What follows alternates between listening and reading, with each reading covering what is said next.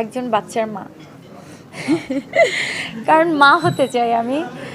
আসলে প্রত্যেকটা না, আমি যে সারা জীবন এরকম গ্ল্যামার থাকবে তা তো না, আমার সারা জীবন যে আমার কেরিয়ার থাকবে তা তো আমি বলতে পারি না।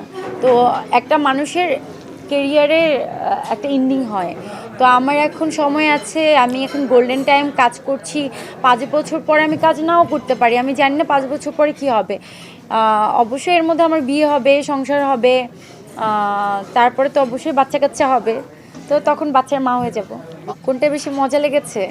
অনেক প্রেমের প্রস্তাব পাই ইদানিং। ওই যে কানাডার থেকে কোন এক পাগল আমাকে ফোন দিয়ে মানে প্রেমে বলতে বলতে পাগল করে ফেলে। আর হচ্ছে আমেরিকাতে একটা আছে পাগল, সে হাত কেটে কেটে এরকম করে নাম লিখে লিখে পাঠায়। তো আমার কাছে এগুলো মজাই লাগে। আমি যদিও ওনাদেরকে অনেকবার মোটিভেট করার ট্রাই করেছি যে আসলে আমি একটা মানুষকে চিনি না, জানি না, জীবনে দেখি নাই, সে কেন আমার জন্য হাত কাটবে? এটা তো কোনো মানে হতে পারে না। এমন হতো তার সাথে আমার সম্পর্ক, তাহলে সে আমার জন্য হাত কাটতেছে, সেটা আলাদা ব্যাপার। কিন্তু যেই মানুষটাকে আমি জীবনে কোনোদিন দেখি নাই, সে আমাকে কোনোদিন দেখে নাই, এই মানুষটা আমার জন্য হাত কাটবে, আমার জন্য মরে যাবে, এটা হতে পারে না কখনো।